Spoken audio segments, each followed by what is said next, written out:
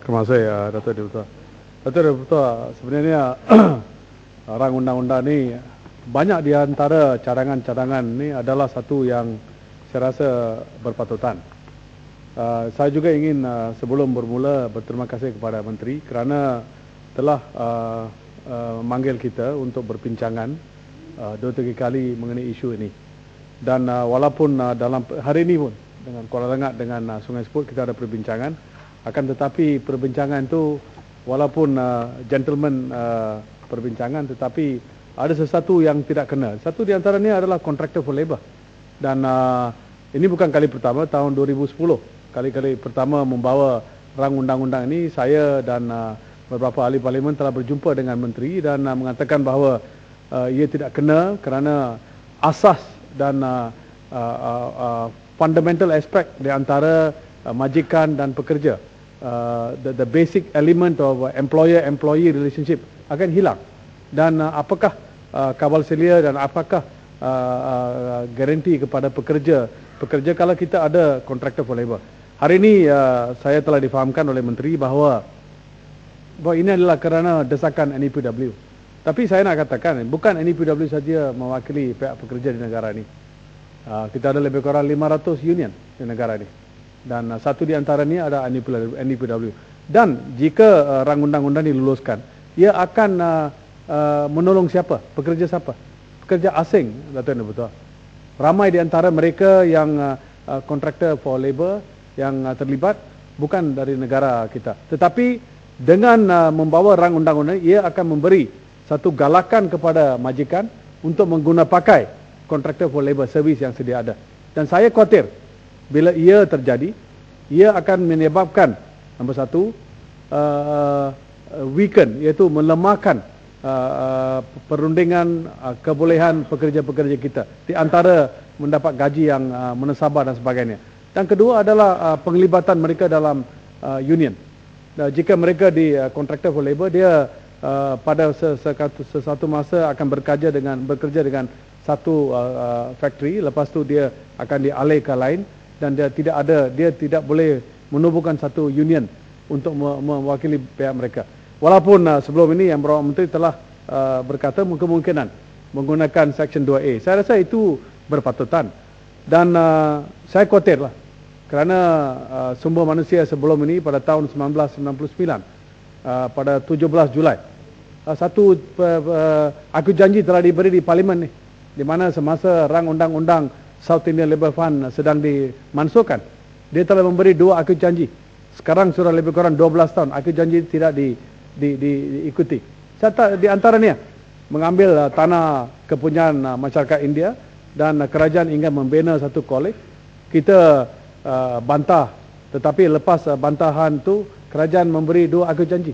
Katakan ramai di antara penuntut-penuntut di sana adalah dari masyarakat India kerana tanah itu adalah tanah warisan masyarakat India. Yang kedua, guru-guru dan lecturer-lecturer kebanyakan atau majoritinya adalah dari masyarakat India. Kedua dia pun tidak dicapai sehingga hari ini.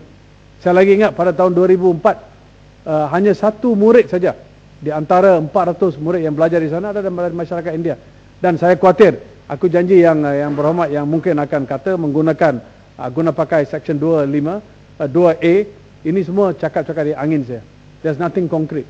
Yang kita mahu seperti yang kita telah bincang, menarik balik contractor for labour ini, tarik balik hari ini, dan bila kita boleh kata guna pakai untuk satu sektor, mungkin untuk plantation sector.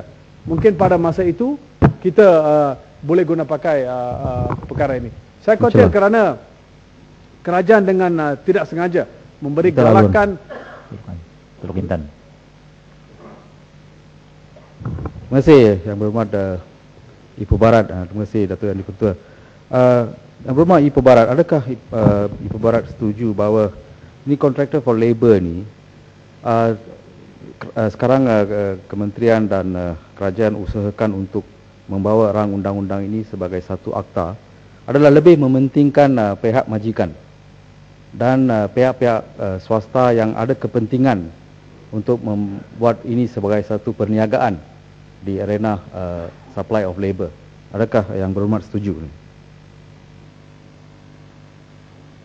Saya ingat dari situasi yang di sekarang, nampaknya ia mementingkan lebih pihak-pihak majikan, kerana obligasi mereka selepas kontraktor for labor ini, mereka dapat lepas tangan. Dia akan pergi ke kontraktor for labor. Ramai di antara mereka tidak membayar EPF, tidak membayar SOCSO, tidak ada lepas bila masa datang untuk membayar gaji, mereka melarikan diri dan sebagainya. Ini menjadi masalah. Dan masalah ini lagi sekarang macam nampak yang berhormat Menteri legalize an illegal act.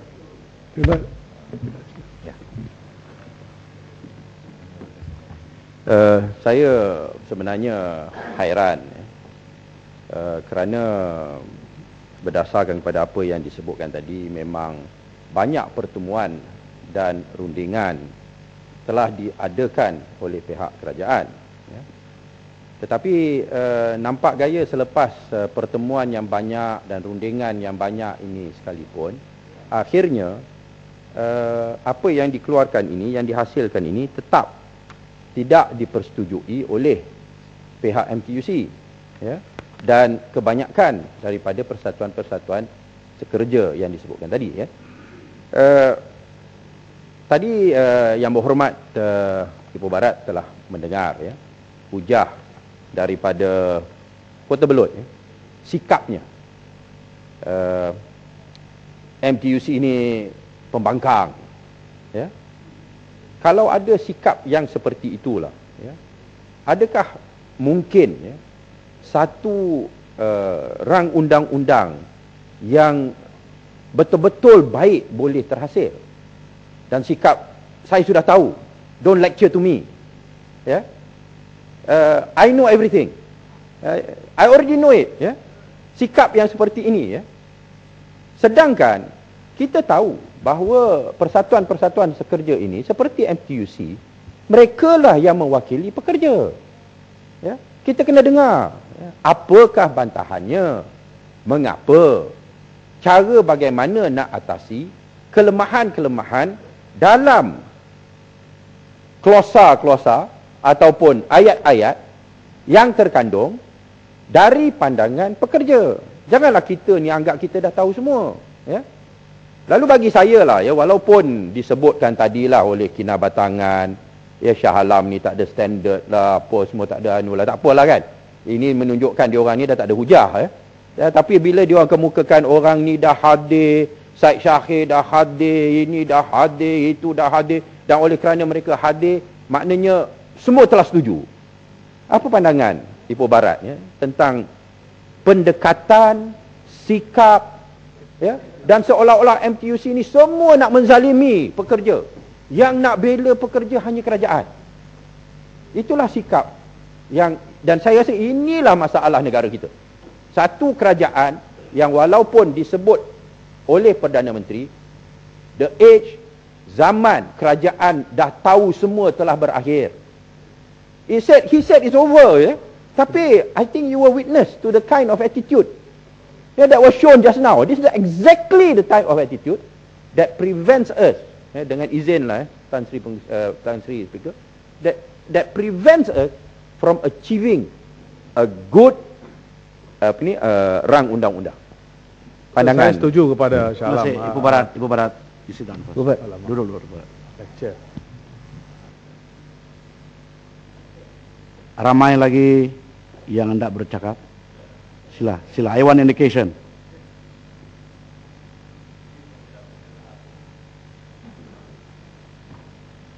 Sebelah.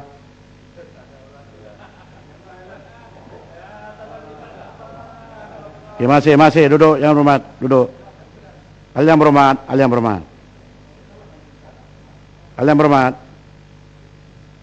Saya tanya sebab apabila cara berbahas seperti tadi, kita akan habis pada jam 24.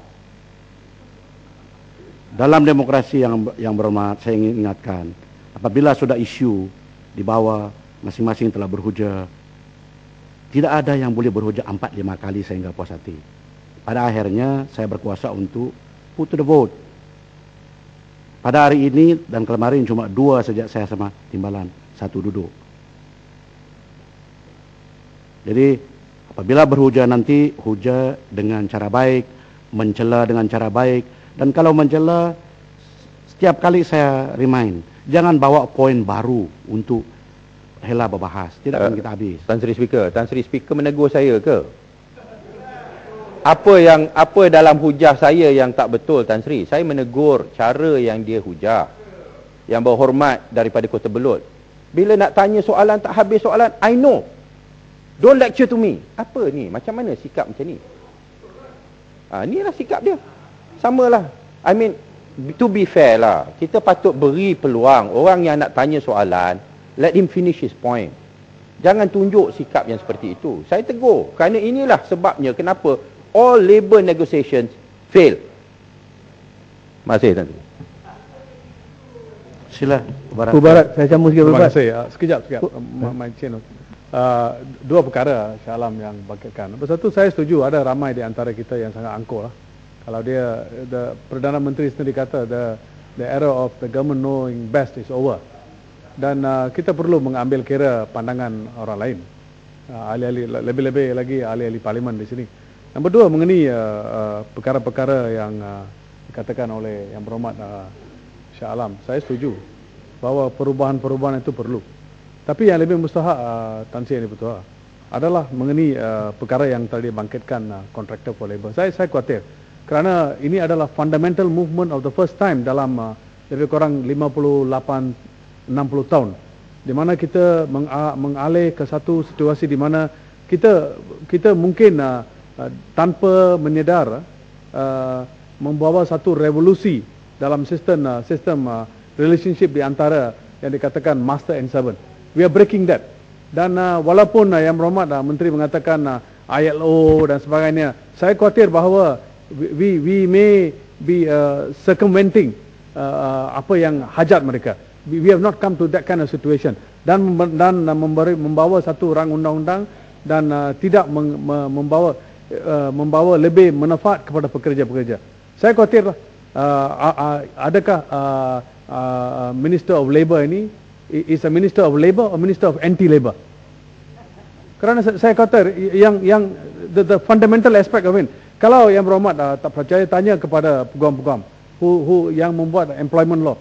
Fundamental aspect, master servant relationship dah dialihkan. To me, ini adalah satu shocking development dalam negara ini, and ini adalah it goes to the root of the whole aspect of master servant relationship. This is not a perkara yang kecil, Tan Sri, perkara yang Tan Sri yang betul. Saya khawatir bahawa satu hari lagi Yang Berhormat akan tahu bahawa ini akan menyusahkan bukan sahaja pekerja-pekerja di negara kita, tetapi pekerja-pekerja yang mendapat pendapatan yang sangat kurang. Dan kami semua tahu di negara kita 70% dari pekerja-pekerja mendapat pendapatan kurang dari RM3,000. Dan apakah protection yang mereka ada? Rang undang-undang ini. Sebenarnya rang undang-undang ini, Tan Sri betul, melemahkan bargaining power mereka, melemahkan hak mereka sebagai pekerja di negara ini. Itulah yang kita khawatiri. Dan bukan kita menentang rang undang-undang ini, semata-mata menentang. We don't have to fear that kind of thing. It is no more. Before pre-2008, yes. Kita mungkin faktor yang lain. Pemikiran kita sekarang sudah berubah. We are ready to take government. So we are ready to also bring that kind of changes. Dan ini adalah satu di antaranya. Itu yang dikatakan, and I think rang undang-undang ini is memihak kepada sesuatu yang tidak kena. Saya rasa ia akan pada akhir sekali bila ia dibenarkan. Saya harap walaupun Yang Berhormat Menteri telah mengatakan Section 2A di akta ini akan digunakan pakai sebelum ia di gazette, ia akan on a sectoral basis. Kerana saya khawatir bila kita meluluskan pada sesi yang dulu dan yang pertua mengenai gaji minima, perkara yang sama. Semua retorik sampai sekarang nothing has happened. Berapa gaji dia? Bukan macam Pakatan Rakyat yang dan yang betul. Kita telah katakan 1,100. Kita tak khawatir. We have set the floor ceiling. Macam mana dengan kerajaan? 55 tahun cakap yang sama, tapi bawa undang-undang yang baru, tapi saja. semua sudah ditepikan. Tak jalan, nothing realistic telah terjadi. Mungkin dekat pilihan raya Kerajaan Barisan Nasional akan mengumumkan perkara tersebut. Saya akan mengalih. Ya. Terima kasih Yang Berhormat Ibu Bapa. Terima kasih Tuan Yang Pertua. Saya nak minta pandangan Yang Berhormat. Sebenarnya tujuan akta ini adalah untuk memberikan perlindungan yang lebih kepada pekerja. Ini sebenarnya telah menjadi amalan biasa. Saya nak betulkan sedikit fakta Yang Berhormat tadi. Yang Berhormat kata bahawa kita membiarkan pekerja-pekerja dieksploitasi. Tak dibayar EPF, tak dibayar SOKSO. Bahkan, saya dah sebut tadi, bahkan majikan masih lagi dipertanggungjawabkan kepada pekerja-pekerja yang bekerja di bawah Contractor for Labour. Masih dipertanggungjawabkan. Kerana saya telah diheret beberapa kali ke mahkamah. Walaupun saya menggaji kontraktor. Tetapi yang tak ada masalah antara pekerja dengan kontraktor. Tapi majikan masih lagi dipertanggungjawabkan. Yang Berhormat sebagai ahli peguam, saya fikir lebih arif perkara macam ni. Saya nak bagi satu lagi senario. Dalam satu pejabat, kita nak kerja pembersihan. Adakah kerani pejabat nak buat bersih ni? Kita kena cari orang lain, company lain yang membuat pembersihan, yang menggaji pekerja untuk membuat pembersihan. Begitu juga tentang pengawal-pengawal. Adakah kita nak harapkan kita akan pejabat jadi pengawal? Kita cari syarikat lain yang menggaji pekerja. Itulah dia panggil contract of labour. Sekarang kita nak memperkasakan supaya kontraktor-kontraktor ini didaftarkan secara formal dan akan bertanggungjawab kepada pekerja mereka. Terima kasih, Muhammad. Saya tak setuju langsung. Ini bukan Minister of Labour, Minister of Anti-Labour. Dan perkara yang kedua saya akan bangkitkan adalah mengenai kuantum di mana kes-kes ini boleh dirujuk. Saya di rang undang-undang ini dikatakan ia akan naikkan dari 1,500 ke 2,000. Apa asasnya? Kenapa ia bukan menjadi satu terbuka supaya kalau kita nak betul-betul melindungi hak pekerja, kenapa kita there is a ceiling? Sebenarnya kerajaan sendiri, saya telah mengatakan sebelum ni, 70% dari rakyat Malaysia mendapat kurang dari RM3,000 satu bulan. Kalau sedemikian, not the ceiling patut RM3,000. Kenapa RM2,000? Sebenarnya RM1,500 ni, kalau saya ingat, saya pernah berdebat, saya ingat tahun 1998, Tan Sri Pertua, ia dimulakan. Lepas tu tidak dinaikkan walaupun nilai wang telah naik. Saya rasa yang praktikal sekurang-kurangnya RM3,000 atau bebas. Seperti beberapa negara di dunia ini di mana tak kisah dia mendapat berapa pendapatan, asalkan ada majikan yang telah cuai atau tidak mengikut undang-undang, pekerja itu ada hak untuk membawa kes ke mahkamah mahkamah buruh.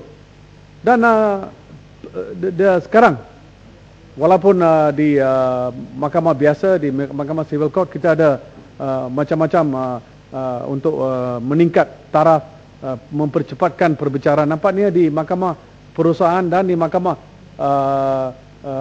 labor, mahkamah buruh ada banyak-banyak kes yang tertunggak. Dan adakah kita dalam satu situasi untuk ada pembaruan atau adakah Yang Berhormat sendiri ada satu formula yang baru? Kerana saya difahamkan baru-baru ini Tan Sri Pertua perlantikan pengurusi-pengurusi perusahaan tidak lagi di bawah jawatan bidang kuasa Yang Berhormat Menteri, telah diambil alih, separuh dia telah diambil alih oleh Jabatan Pegawai Negara. Adakah ini benar? Dan ramai di antara pengurusi-pengurusi sekarang yang membuat keputusan mengenai security of tenure, mereka sendiri tidak ada security of tenure. Mereka diberi kontrak 3 bulan, 6 bulan, 3 bulan, 4 bulan renewal. Dan saya difahamkan ramai di antara mereka terlibat dalam perkara ini. They are deciding on security of tenure for the other workers of the whole country, and they don't have security of tenure. Dan satu di antara ini adalah Yang Berhormat Menteri must put your foot down. Jangan bagi kepada pegawai negara memberi kuasa sedemikian. All this while Menteri Human Resources dan Menteri Labour atau anti-Labour pun tak kisahlah. You must take command of the whole thing. Tak boleh memberi kuasa untuk perlantikan atau pembaruan kontrak dan sedemikian kepada pegawai negara. Dato' Yang Bertuah, selain dari itu, saya Tan Sri Yang Bertuah, saya pun baca rang undang-undang ni. Saya sebenarnya berjumpa dengan menteri dan ada satu klausa yang mengatakan bahawa weekly payment of weekly payment. Saya rasa saya mula-mula ingat itu adalah weekly payment mengenai gaji di negara ini. Tetapi selepas diberitahu oleh peguam di Kementerian Sumber Manusia, nampaknya ia tidak ada kena-mengena dengan pembayaran gaji minggu-minggu. Tetapi ini adalah satu polisi yang perlu diambil kira. Ini bukan perkara yang baru, Tan Sri Yang Bertuah. Di Malaysia, semua orang bekerja untuk 12 bulan. Kalau dia kerja lah setahun. Dia dibayar gaji untuk 12 bulan. 54 minggu. Tetapi sebenarnya, Tan Sri Yang Bertuah, kita hanya dibayar gaji untuk 48 bulan, 48 minggu, tetapi bekerja untuk 54 minggu. Termasuk Tan Sri Yang Bertuah. Kerana dia kira gaji bulanan. Dia bukan kira gaji mingguan. Kalau kita tengok di beberapa negara barat, di England, di lain negara, bila bayaran dibuat mengikut minggu-minggu, satu di antaranya faktor yang banyak memberi keuntungan adalah untuk orang-orang yang mendapat pendapatan yang kurang. Nombor satu, ada analisa dibuat kalau mereka mendapat pendapatan RM700 satu bulan, satu minggu, RM700 satu bulan. Kalau dia dibayar dengan minggu-mingguan, setiap tahun tanpa kenaikan gaji langsung, kalau dibayar gaji dengan minggu, dia akan keuntungan RM700 satu tahun. Kerana nombor satu, installment dia, macam pembayaran kepada perumahan, kepada kereta, pembelian kereta dan sebagainya, faedah itu semua akan turun. Dan ini akan membawa manfaat yang baik. Tetapi sayangnya ia tidak dirangkumi dalam rang undang-undang ini. Ini satu di antara yang dapat menguatkan atau memberi lebih keuntungan kepada pekerja-pekerja. Saya nak tanya kepada menteri, kenapa perkara ini saya telah memberitahu Yang Berhormat Menteri telah bangkitkan sebelum ini. Kenapa satu perkara macam ini, adakah ia dikaji, adakah kerajaan akan mengambil atau mengimplementasikan perkara ini? Dato' Yang Bertuah, Tan Sri Yang Bertuah, satu perkara yang lain adalah mengenai foreign domestic servant. Di sini kita ada semua perlindungan untuk foreign domestic servant. Macam mana local domestic servant? Kita memberi perhatian kepada foreign domestic servant. Local domestic servant tidak ada apa-apa perhatian diberi. Macam mana, adakah mereka akan dilindungi oleh akta ini? Dan adakah mereka juga mendapat manfaat? Local domestic servant tak ada lagi dah. Local butler ada. Domestic servant dah tak ada. Siapa kata tak ada? Ada ramai. Mungkin perkataan butler dan dotler dan dobi itu lain lah. Tapi yang benar tu domestic servant tu ada, bukan tak ada. Yang berhormat mungkin perlu seorang degree holder to be a domestic servant, different matter. Tapi yang mustahak adalah ini, Dato' Yang Bertuah, Tan Sri Yang Bertuah. Saya rasa kita perlu ambil perhatian bahawa di antara beberapa cadangan yang dibawa, lebih dari 29 rang undang-undang clause-clause yang ada ni, yang banyak di antaranya tidak memberi manfaat kepada pekerja. Dan ini saya khawatir, dan kalau kita tengok dengan apa cadangan-cadangan yang telah dibuat oleh MTUC, dan itu adalah cadangan-cadangan yang menasabah. Sebelum ini ada Shah Alam membangkitkan perkara kenapa rundingan itu tidak berjaya. Saya rasa itu adalah satu di antara perkara kerajaan telah gagal. Kalau mereka sendiri tidak boleh convince stakeholder yang mustahak sekali. The main stakeholder dalam negara ini, MTUC, menunjukkan satu kegagalan yang teruk. Kenapa kementerian tidak boleh bekerjasama dan membawa satu rang undang yang win-win situation? Di sini adalah war situation, di mana pihak kerajaan ingin somehow push through, walaupun tidak kisah. Ada objection, ada bantahan dari bukan saja dari pembangkang, dari MTUC dan pekerja-pekerja di seluruh negara. Saya ingin ingatkan kepada menteri dan kerajaan, ada lebih kurang 11 juta pekerja. Dan kalau kita tengok sistem yang sedia ada, ia akan merumitkan dan semua klausa-klausa ada. I will agree dengan menteri bahawa ada klausa-klausa yang bermanfaat. I must agree. But ada yang plus and minus end of the day, nampaknya lebih membawa kesusahan kepada pekerja dari kebaikan. Itu saya khawatir. Saya haraplah macam maternity leave. Kenapa ia tidak standard international memberi 90 hari? Kenapa civil dengan kerajaan dia lebih hari, dengan private sector kurang protection ini? Kenapa ini berlaku? Dan ini adalah satu di antara perkara yang perlu diberi perhatian. Akhir sekali, Tan Sri Dato', saya rasa pembayaran overtime. Undang-undang yang sedia ada, saya rasa adalah cukup. Ada merangkumi. Kerana saya khawatir, kalau kita baca cadangan yang dibuat oleh kerajaan, nampaknya pada satu aspek dia memberi satu definisi yang lebih, memberi lebih definisi yang lebih dalam. Tetapi Tan Sri Dato', saya khawatir sebelum ini pembayaran overtime adalah seperti bara konvensi, bila mendapat gaji bulan hadapan dia akan membayar overtime bulan sebelum ini. Tetapi dengan rang undang-undang ini, ia memberi keluasan kepada majikan untuk membayar overtime pada akhir bulan hadapan. Ia unknowingly or knowingly, fraudulently, illegally or wrongly, kerajaan tidak fikir bahawa dengan menikat, memberi kuasa kepada majikan membayar overtime ini pada akhir bulan hadapan, pekerja tak boleh resign pada bulan hadapan 7 hari bulan. Kalau dia resign pada 7 hari bulan, hilang.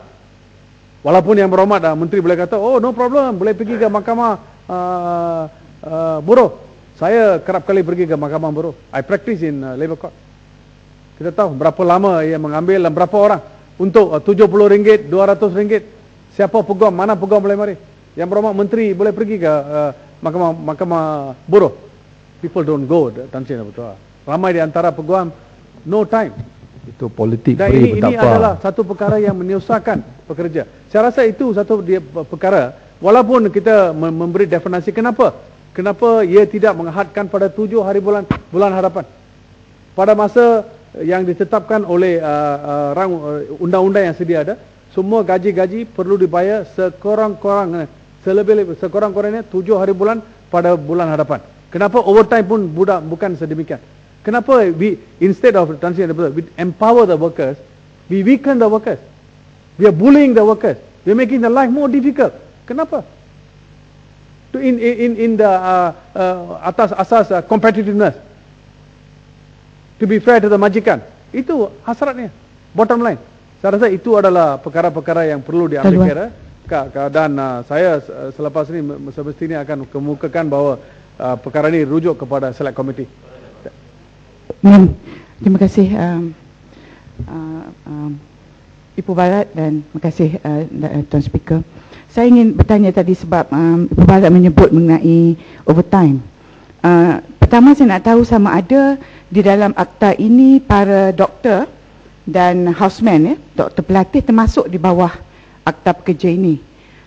Tak masuk sebab saya cuma ingin membangkitkan, baru-baru ini saya mendapat maklumat para doktor pelatih kita sekarang sudah tidak lagi mendapat allowance on call.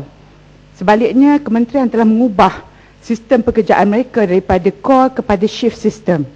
Ya, jadi sekarang mereka bekerja mengikut shift.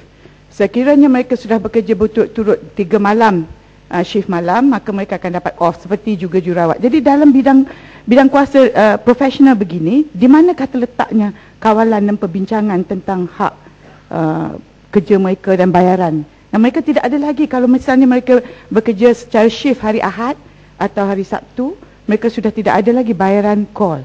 Jadi sekarang ini mereka mendapat bayaran flat untuk bulan dan tidak ada lagi imbuhan untuk buat kerja di hujung minggu. Rang undang-undang ini tidak ada kena-mengena dengan doktor, tapi saya rasa itu ada satu perkara yang perlu diambil kira. Menteri pun seorang doktor, perlu faham bahawa how difficult times they have gone through. Tapi akhir sekali Tan Sri betul adalah mengenai sexual harassment. Ini adalah satu kerana desakan seluruh pekerja-pekerja dan organisasi-organisasi, kerajaan membawa satu rang undang-undang yang saya rasa reasonable. Tetapi yang menjadi masalah bukan kita nak tunjuk the negativeness dalam rang undang-undang tersebut.